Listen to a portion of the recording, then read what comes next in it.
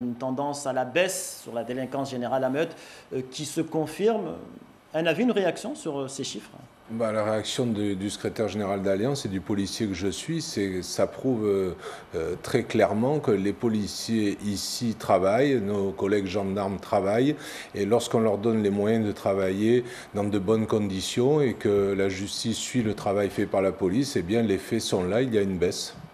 Alors, l'année dernière, Alliance Police Nationale avait adressé pour Mayotte plusieurs demandes, notamment en termes d'effectifs, en termes de véhicules manquants. Qu'en est-il de ces demandes?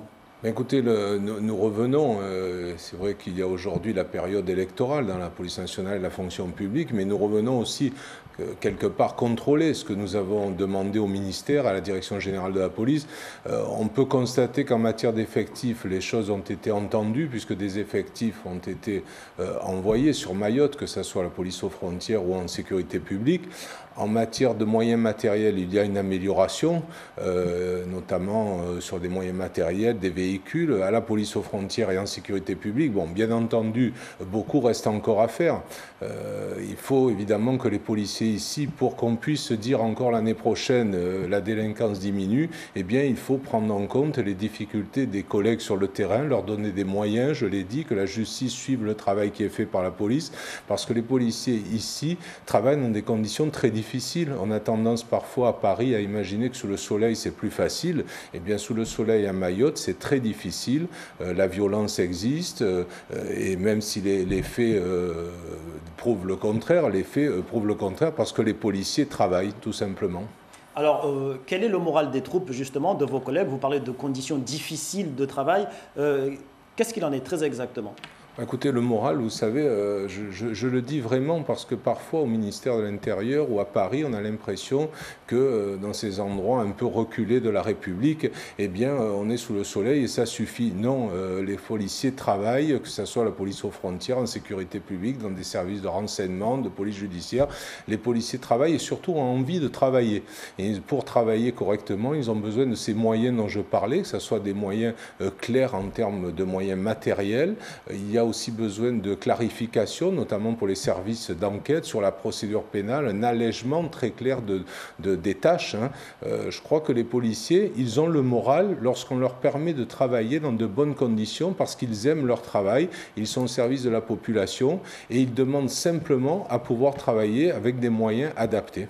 Alors, une demande qui a été entendue dernièrement avec notamment la création localement d'une CDI, d'une compagnie départementale d'intervention.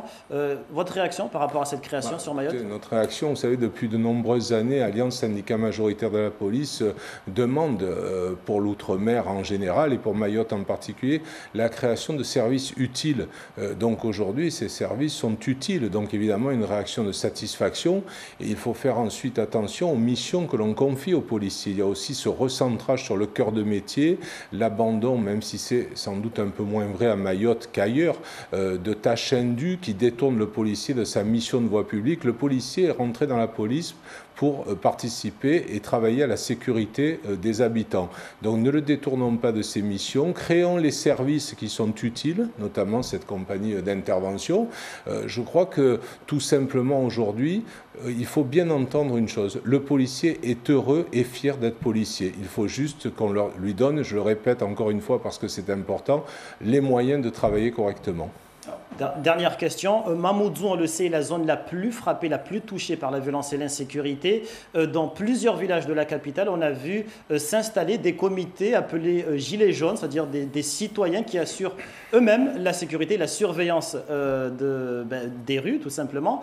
C'est un fait assez rare. Ils le font justement, disent-ils, pour pallier le manque de policiers sur le terrain. Quel est votre avis là-dessus, sur ces gilets jaunes? Écoutez, moi je préfère évidemment toujours que les services de l'État, la police, la gendarmerie, les douanes, soient évidemment dotés d'assez de fonctionnaires pour assurer la sécurité. À partir du moment où il s'agit quelque part d'une coproduction et que finalement tout ça est bien encadré, cette expérience paraît appréciée tant par la population que par d'ailleurs un certain nombre de collègues. Donc je dirais que si tout ça est bien contrôlé par l'État et si les uns ne remplacent pas les autres, eh bien pourquoi pas ? Voilà, je crois qu'à partir du moment où ça fonctionne bien, qu'on constate que c'est utile et que tout le monde s'entend bien, avec les moyens adaptés, sans que personne ne prenne le rôle de l'autre ou ne confonde son rôle, eh bien, ça a l'air de fonctionner. Pourquoi ne pas dire que ça fonctionne bien? Jean-Claude Delage, merci d'avoir accepté de répondre à nos questions.